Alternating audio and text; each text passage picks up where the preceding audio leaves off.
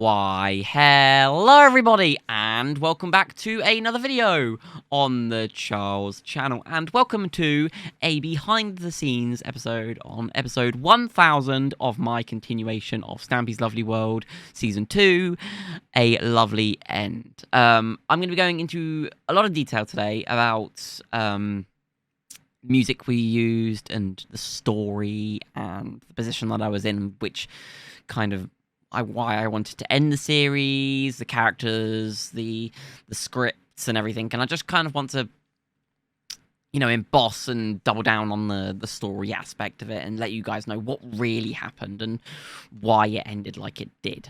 First off, I do want to start on how the long-term creative vision and the flexible storytelling that the series gifted to me. The long-term creative vision, I've got like notes written down, so if I pause for a second, that's why. The creative vision I had in the series, I knew what title I wanted the episode to be for a very long time, ever since the first episode. If you didn't know, the first episode of Season 2 is called A Lovely Beginning, and I just thought A Lovely End could be was a very fitting title, although it was going to be called Doomed to Fall. Because of course I was doomed to fall, and then when I was speaking to Wolf about maybe changing the finale episode to this title, he went, "Yes, Charles, great idea, however it kind of gives it away." And I agree with him, and I agreed with him, and I kind of thought I should trick the audience into thinking that it's all going to end happily, and like I defeated the target, and he gets taken out, and I'm able to live in the world with my friends for eternity. No, it didn't end like that, did it? The storytelling aspect of it was just that I felt it would be quite fitting to end it like it did, or end it like it of course happened. It was a fitting ending in me defeating Hit the Target, but also not being able to win and live in peace. Of course, throughout the entire series, me and Hit the Target have both had one up on each other, and I thought the only way to finish this once and for all would be for us to both lose. And technically that happens. Hit the Target can no longer possess a body to, cause violence and harm to everybody and anybody else around him, where I don't get the world. I don't get to live happily. And that's kind of what Hit the Target has on me. Which did stink in terms of like that. And it not only did it stink for my character, it also stinks for me. I've been very bored the last couple of days, not having to think about Season 2, not having to worry about it, and that's why I've kind of been focusing a lot on The Wanderer, my new series, which will be coming out either in winter 2025 or soon. I know there's two options there, but, it will happen, don't worry. So we kind of blended the script and improv to kind of enhance authenticity, I guess, or enhance the message that of course I've always tried to say, and that is that I'm showing you how it is. I'm showing you what I can produce as a creator. I don't do a million retakes, I just show it how it is, and as you can see, I did. This was the first take of the main section, in the second part of the video, and I'll do a clever cut at some point, which I'm not going to say when, because I don't want to reveal too much of the magic, but I do a clever cut at some point in the episode, and that kind of allows us to have another go at a scene that we did, which was the final battle with Hit the Target. It's not that fade in between. Someone had an achievement that came up, and we had to cut that out of the video, but there's a clever cut somewhere. I'm going to leave you guys to figure that out, but, it's I'll leave that for you, to all you viewers to figure out what happened.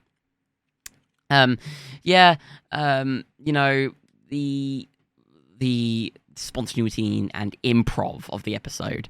One of the Hit the Targets fall into the void wasn't supposed to happen. I was supposed to have a long fight with all the Hit the Targets, the 5 of them that were there, the 4 clones, and then, of course, the main Hit the Target. One of them fell into the void, and that plot point, that loophole, is going to be used in The Wanderer.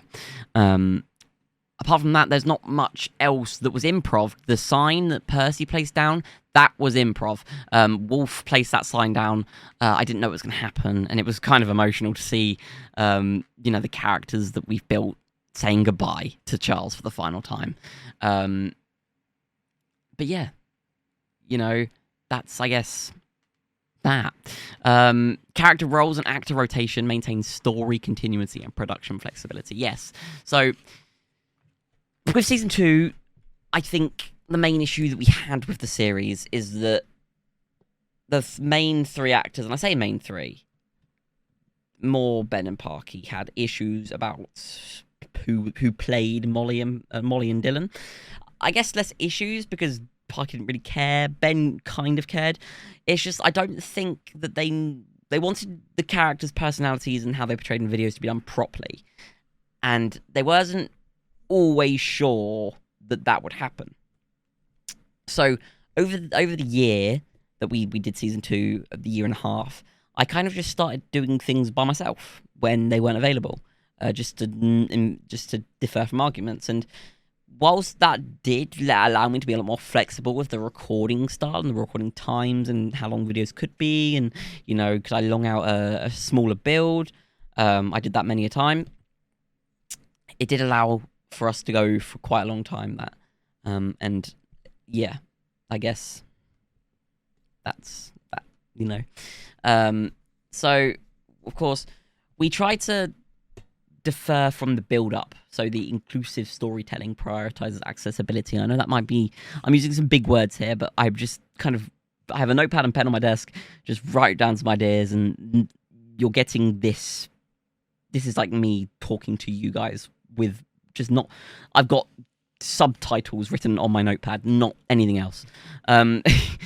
The storytelling aspect, of course, we didn't try to build it up too much for this episode, because I know for quite a long time not a lot of people have been watching Season 2, or not a lot more people has been watching Season 2 as there were. And I kind of just wanted to be kind of flat out layout.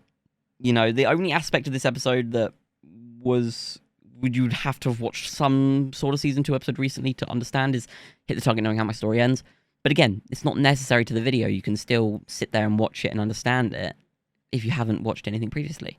And that was great. That's something that we tried to go for, and that's why we didn't have any build-up to the episode. That's why, usually in the episodes, like Stampy's did, like mine do, or did, I try to build up the attack to add tension and dramatic effect. This time we didn't do that. And a lot of my friends did say, well, Charles, why didn't you do that? This is exactly why. Just so long-term viewers, viewers that were from, I don't know, previous, from when 900 came out, or perhaps from even when the series started, a part of the 150,000, however many people watched that episode, could see this, could, do it, watch it, see it, and not have to worry about anything that happened in the past. And that's kind of the idea that I went for with that. The music selection, of course, I used a mix of cinematic music and Minecraft music in this. Mainly, we have a playlist, or we have a playlist.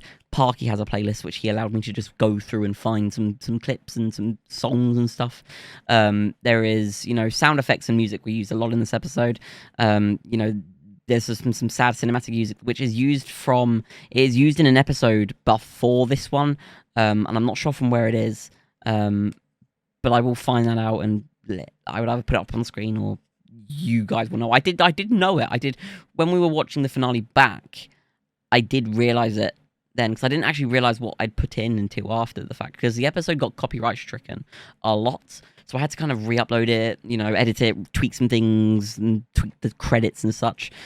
Speaking of the credits uses a song called Wash, Rinse, Repeat, and it's by Tyler Wright, also known as Wolf. Brilliant song, absolutely love it, fell in love with it, stuck in my head for a couple days, I will leave a link in the description to that, so you can go and watch that. But in terms of, we try to balance the music to convey emotion and stuff like that, and the beating heartbeat, which happens when I plunge into the void, that added a lot to the I wanted to connect to the audience in that way, and the heartbeat fading out shows that, of course, Charles isn't a part of Lovely World Season 2 anymore, but, you know, it allowed me to kind of play with the character and go further down the line with the Charles character, of course. And, of course, we will find that out in The Wanderer. We did balance performance with productivity. You know, I constantly obsess over perfection. Although I don't, in a way. So I loved things to be perfect. However, I will give you the product or the episode as it is. I won't, you know, mess around with doing 100 takes or something like that, like a lot of people do. I don't, you know, sit there and obsessively record 20 episodes a day, like a lot of creators do nowadays. I kind of just record as the series and the episodes goes on. And that was something that I tried to do with season 2. I tried to things to be perfect, but not obsess over it so much, so that, you know, it became ridiculous how much we were recording or how much effort we were putting in. I had exams. You know, the time we recorded the finale, the day after I had my drama exam, and that night then we re-recorded the fight. That was crazy, and probably made me flunk my drama exam a little bit, but we won't talk about that. If my drama teacher's watching, let's not. Only joking. I did revise. I revised for a good hour or two after that. The episode was recorded. But, you know, yeah, it's just, I try to not obsess over perfection, but I love perfection, and I loved, you know, having it being loved it being perfected, and I think the finale is quite perfect. I wanted the ending to carry emotion, distinct emotion, and an emotional weight which would, you know, lighten over a period of time, and I think that was done in quite a lovely way. You know, the speech and the rush, my speech in the labyrinth, these labyrinth and illustrious blocks, you know, and it being interrupted by Hit the Target's menacing and cruel laugh, reflected on the decline that I had in, I guess, ideas for season 2. Hit the Target taking over, you know, revealed a lot for me. And it was quite nice because it does, not only does it reflect in the episode, it also reflects for me and other content creators the lack of motivation we have, the lack of ideas we have, and, you know, how we balance personal feelings and audience anticipation while delivering a meaningful closure to the audience, so you guys.